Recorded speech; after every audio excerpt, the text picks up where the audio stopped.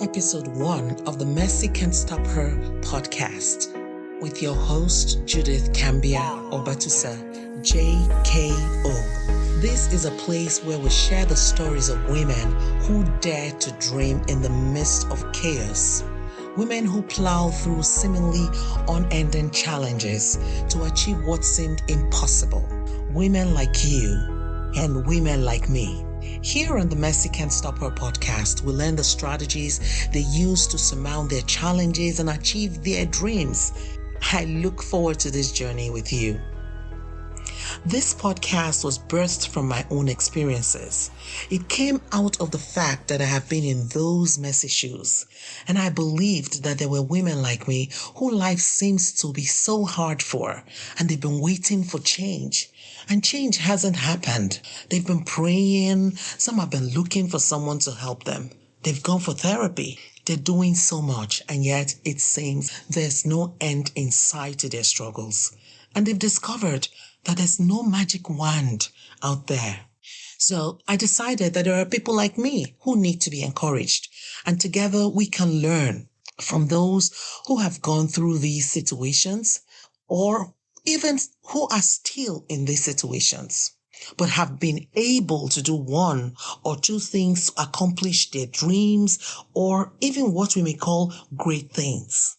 Whether going back to school, leaving a domestic violence situation, whether learning an instrument, losing weight, starting a new business, writing a book, owning their own power, starting communities of support for others, supporting others through their troubles, surmounting mental health challenges. These women have been able to create something good, and mercy couldn't stop them. In 2016, 4 years after I migrated to Canada, my 4 children, I was knee-deep in settlement challenges. My children and I were suffering the effects of racism, not just one-on-one, but systemic racism. I was fighting for the lives of my children, and it seemed there was nothing else I was doing except fighting every day. Fighting a power or powers that were stronger than me in a place that was new to me. Because of what I was going through, I wanted to help other people. So I decided to go back to school to get a master's in social work. After 3 applications and no admission, I decided, you know what? I don't have to go back to school to achieve my dreams. I can still help people where I am. And just as I threw that towel down, I got a phone call from a friend. This friend, I met her in a settlement organization during one of the programs that I attended. And this friend told me she just finished a community service worker certificate in a community college. Your girl wanted to do a master's degree. She said, why don't you do this program? While I was in the program, I was just thinking about you, Judith. I just felt you would do very well because it's just about everything that you already do. And I said, okay. I contacted the college and they told me yes. They were so excited to have me, and they asked me to bring my transcript. I had a copy of my transcript. And they said all I needed was my foreign credential validation, which I had already done. I didn't need to go back to my alma mater in Nigeria to get my transcript, which was what I had to go do the 3 times I applied for the Masters in Social Work programs. And I was so tired because anyone who knows Nigeria knows that to get a transcript from a university in Nigeria is like a camel going through the eye of a needle. Very hard, especially when you're not on ground. I was so excited. Then it occurred to me that there may also be a university that will take my credential validation. Maybe I could try to find one. So I looked around and there was this university I had never ever heard of. And this university said I could apply. And I did not need to get them a transcript from Nigeria directly. They could use my credential validation as well as a copy of my transcript that I already had. That master's program was a blessing that I didn't know I was walking into. In 2021, I co-authored a book called The Warrior Women Project.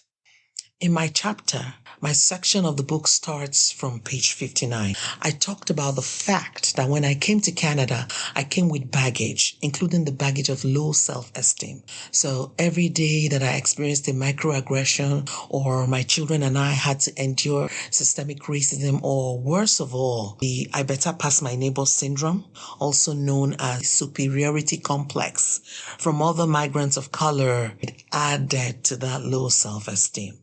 Attending Royal Roads University changed my life in no uncertain terms.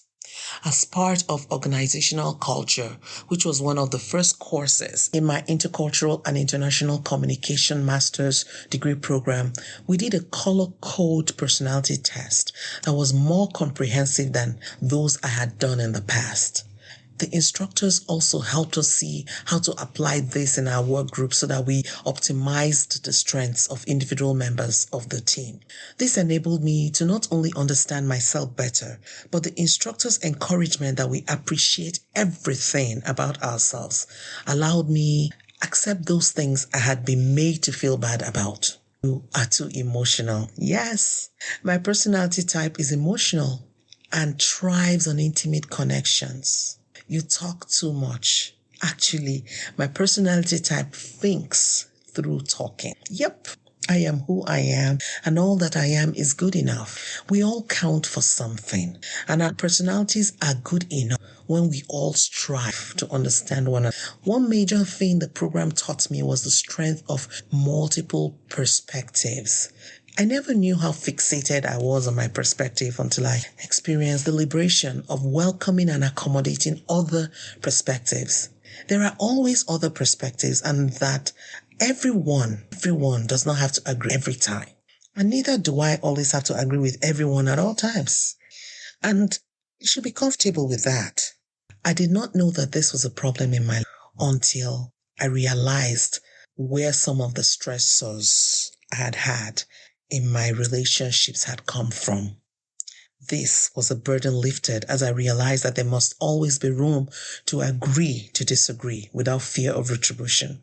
You know, when I was applying for Royal Roads, I told God, I said, if I don't get this school, then it will be that I'm not meant to go back to school to do whatever I'm meant to do in Canada. But I got into the school.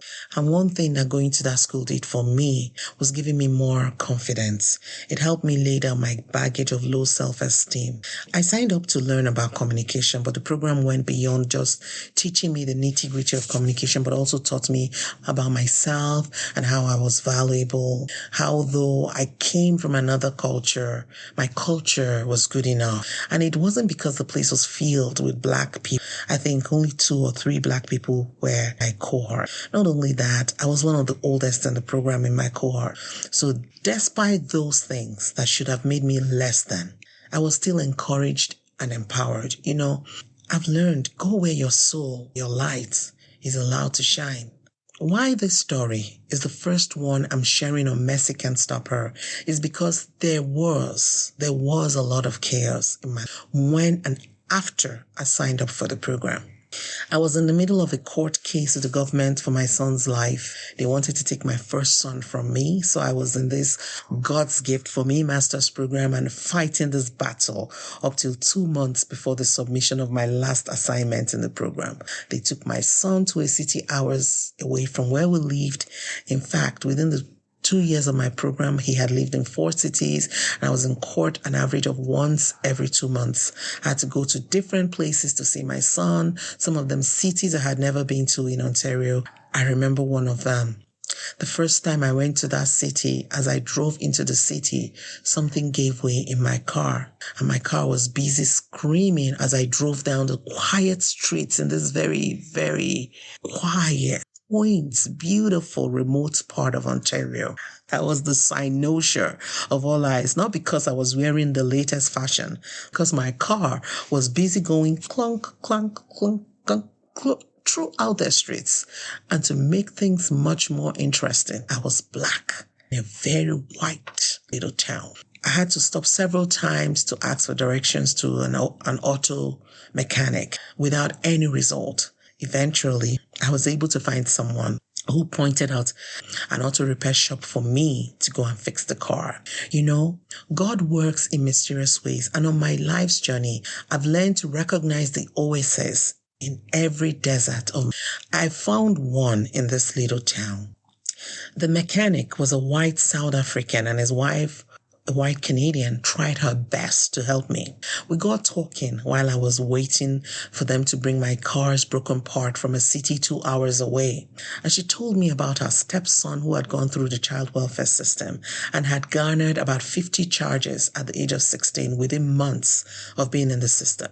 She encouraged me, and though fixing the car cost me about $2,000, I left that town with the strength of heart to not give up on my son.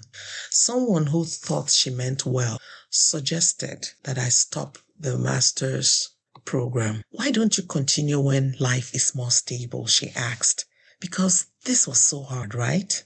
I said, I won't give up. What will I say to myself in the future?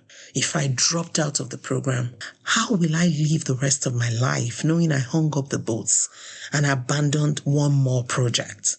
This one I wasn't going to abandon, so don't abandon the project in your life. There's a project you're currently doing or in the process of doing, and it seems so hard, and the winds of life are buffeting you from all corners. I want to encourage you to hang in there, because what will be most impactful in your life is that which will be most challenging. It's always darkest before dawn. It's always sweeter after the bitter. So hang in there. Something really, really interesting about my master's degree is that not only was there the challenge with my son and well-meaning advisors asking me to drop it, I also had experts who thought my choice of a course was not good enough. A settlement counselor actually told me that I will not get a job by studying that. I did get my master's degree. I graduated. I walked down that stage and I got a job. And I got the job that she told me not to get. This is by no means the first or last of my Mercy Can't Stop Her achievements, but it is one that means a lot for me because it broke through decades of self-denigration and negative social conditioning to build my confidence and help me achieve something tangible. That period of my life taught me so many things, and I'm going to highlight 3 of them here. 1, don't give on yourself. Don't give up on yourself or your dreams. No matter how difficult your life situation may be, no matter the challenges being thrown at you from different sides, no matter how hopeless things may seem, there is light of this tunnel. Don't give up. You will still have the dreams that you dreamt, even beyond the dreams that you dreamt. Hang in there. Hang in there, because when you hold on, you know in your heart that you still want more for yourself. Eventually, the tides will turn in your favor. 2, don't internalize negative words, even from experts, because experts are not all know. They only know the part that they know, and there are many things they don't know. And that's one of the things I learned from my master's program when I talked about the perspectives. You only know what you know. And in fact, we only know what we know. We don't even know what we do not know. And sometimes when we hear or see what we do, challenge it because we do not know. I want you to not internalize negative words, because experts are not all known. They don't hold the print of your life, your destiny, your journey in their hands. They only know, and what they know is limited. What the biggest, greatest, most accomplished, most respected, influential expert knows is still limited compared to what they do. 3, go where you're allowed to shine. I stopped going to that place where I heard them tell me my choice of course was not good, I wouldn't get a job, and all the other negatives. I stopped going there, even though there were other people there that were amazing friends to me. But this person who spoke this was in leadership, and I couldn't continue to expose myself to such a place. Wherever you are, even if it's family, even if it's a workplace, where you are deemed, where your light is deemed, where you're made to feel less than, where you feel the weight of rejection, wherever you find yourself, do not continue to expose yourself to those spaces. Even if it's only one person that tells you you are great, someone who encourages you, go there, go where you're allowed to shine. And that's why it's so wonderful that we have the digital spaces, Facebook groups. Facebook groups have been very helpful in my life in recent times, as I've almost stooped down under the weight of negative information about myself from people whom I held in high esteem. I have found that in the spaces on places like Facebook, I have found communities of support. So if you do not have anyone to talk to, when you listen to this podcast, we'll be sharing different communities of support where you can become a member. Go where you are allowed to shine. Don't hang on to relationships that beat you down. Yes, some relationships we cannot extricate ourselves from them because they are bloodline relationships. But we can say no to exposing ourselves to those places that dim our lights. And I just want to encourage you. 1, 2, 3 things that I have highlighted. Listen, apply, and looking forward to you sharing those things that have come out of application of this new information, or maybe information you already knew, but it's just been a reminder to you. But I look forward to sharing more time with you on the next episode of Mercy Can't Stop Her. Take care.